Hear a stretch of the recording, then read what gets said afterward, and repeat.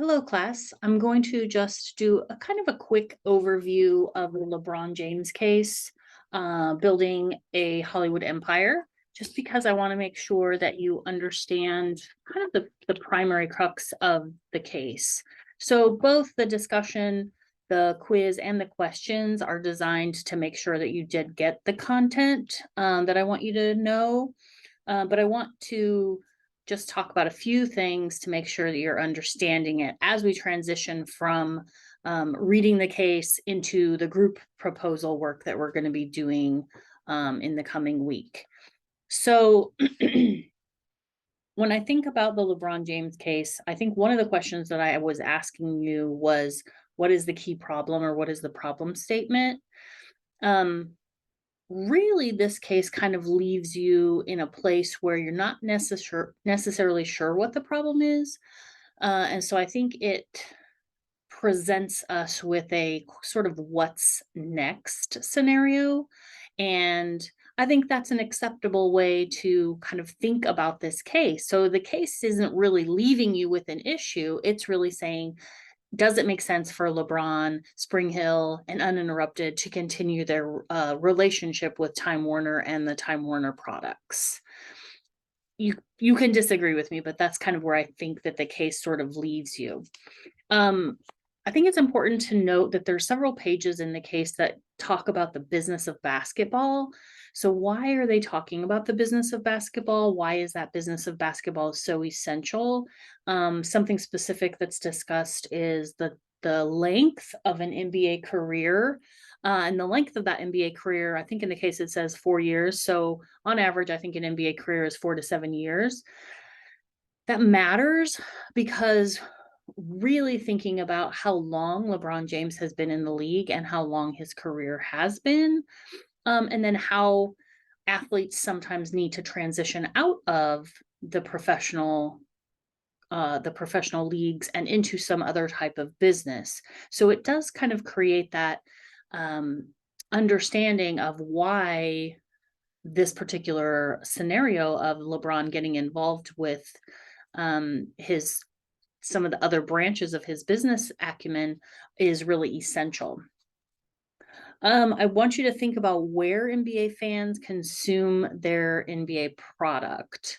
So historically, the NBA has had a really great relationship with TBS and TNT. And those are both Time Warner products, Turner Broadcast Systems, or Turner Broadcast Corporation.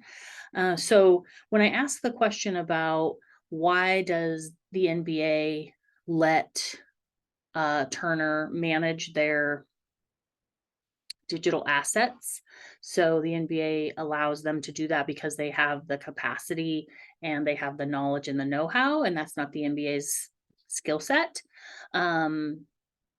So I think that when we think about how LeBron ended up in a relationship with Time Warner, it really does go back to the historic nature of the NBA having a relationship with Time Warner and Turner Broadcasting. So I want to make sure you're aware of that. I asked, who's Maverick Carter? What is LRMR? Why does the LRMR relationship and or formation matter? And I think that it's an important concept as we're looking at LeBron firing his agent Aaron Goodwin after he signed that $90 million Nike deal with him, and how LeBron was really looking for some more autonomy, probably more loyalty, perhaps more control of his own brand and brand image, maybe expertise in certain areas, people to focus specifically on him, and him to really grow his own personal brand, and not really looking for that partnership, or not really looking for that plug and play transactional type of agent, but somebody who's really going to have a mutually beneficial interest in him, his brand, and the development of partnerships instead of just transactions. So LRMR was the start of that. LRMR is no longer doing agency. We know that Rich Paul has moved on to Clutch, and that him and Maverick are working more specifically with their Spring Hill brand and their Uninterrupted brand. We'll come back to that. I do want to make sure you're aware, and I'm pretty sure it was one of the questions, of the reason why Time Warner is sort of strategically placed in the Hollywood marketplace.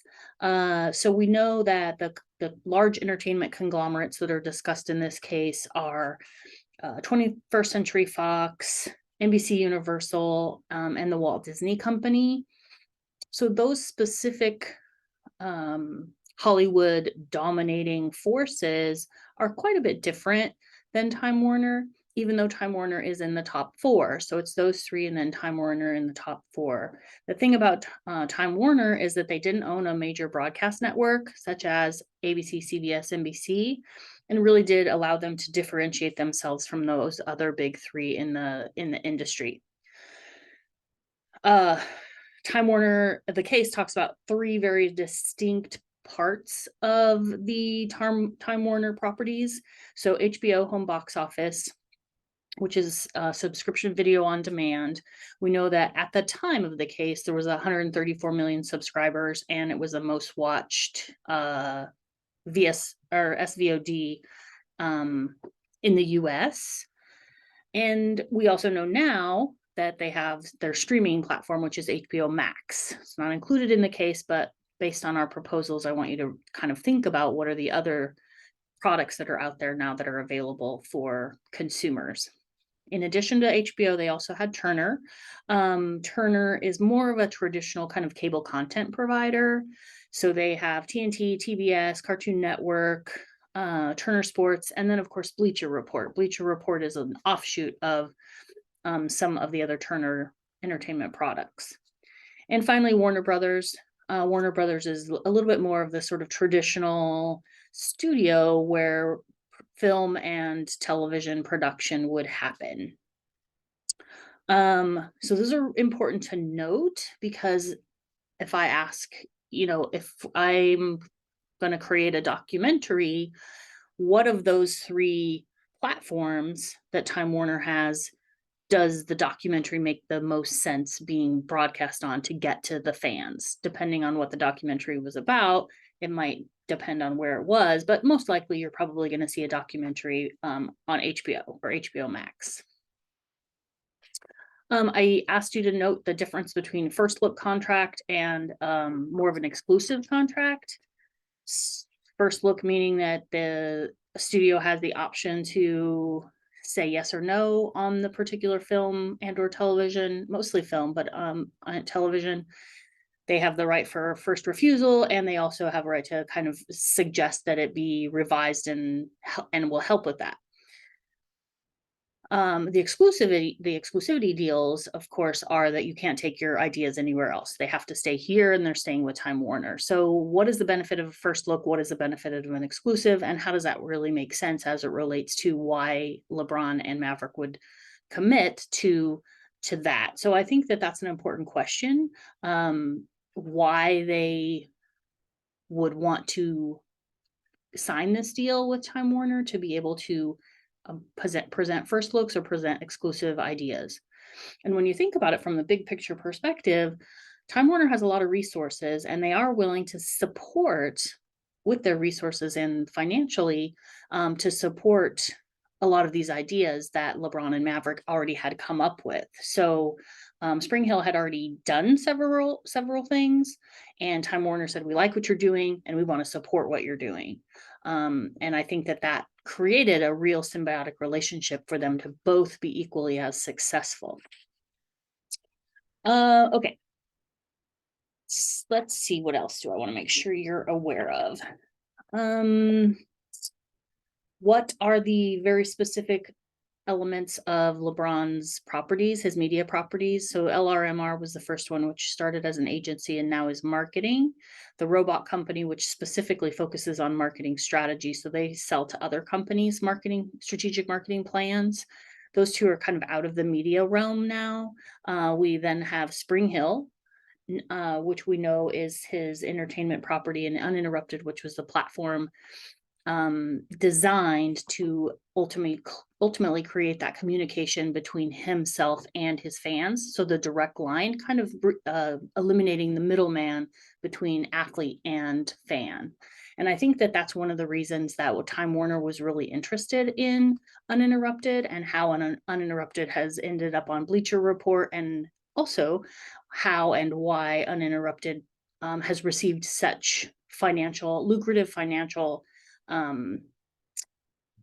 money from Time Warner. So there's a couple articles that I've posted that you can read that are related to some of the more recent activity between LeBron and Time Warner. But I think it's important to note the financial support that Time Warner has placed into Uninterrupted. The key components of the deal, again, why would LeBron and Maverick agree to do this? They already were kind of producing successful product. They have Survivor's Remorse, Becoming, Cleveland Hustles, More Than a Game, LeBron's. So why do they want that sort of content first deal, and what was that deal? What are the components of it?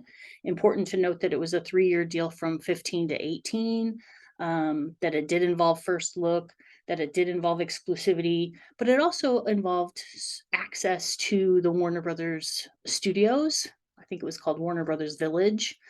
And LeBron had a bungalow, an actual place, a location there, to be able to write and also present some scripts.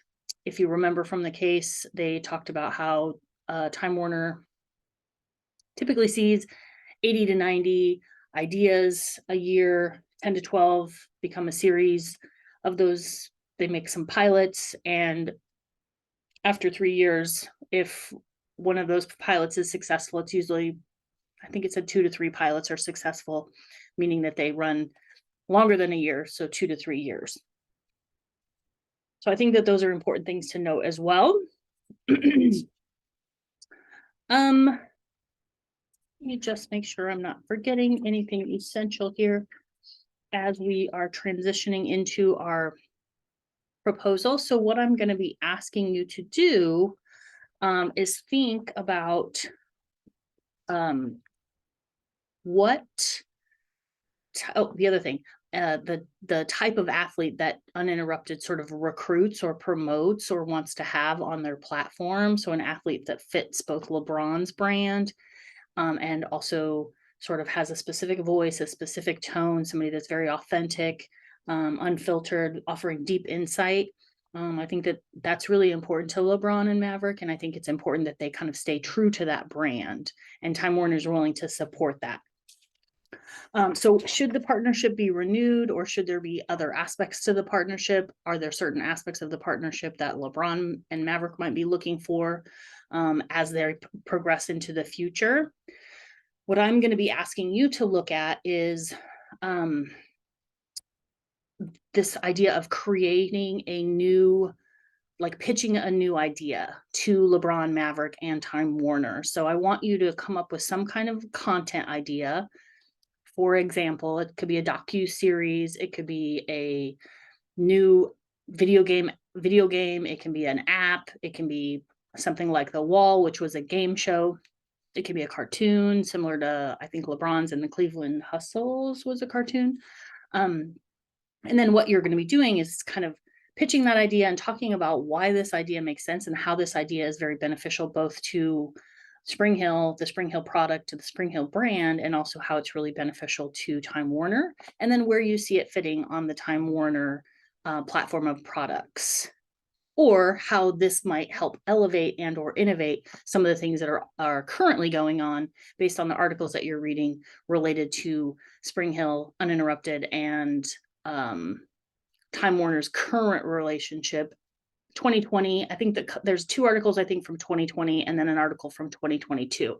So some of this is newer, and I think that it should sort of help to inform these ideas that you're going to come up with. So you and your group come up with this idea that you're going to pitch to Maverick, LeBron, and Time Warner. And then you're also going to add, so it's going to be a 2-page executive summary, is what I think I'm asking for. And then also some type of visual representation of the idea. I think I'm asking for it. Just I don't necessarily have to have an athlete in mind. So your idea might not even be an sport based and or athletic based concept. But I think I put in there that if you do want to sort of present an athlete that this particular idea might make sense for, then that's also acceptable. So I hope that you have enjoyed listening and or reading this case and also answering these questions. And I look forward to your project proposals that are coming in the next week. Thank you. Bye.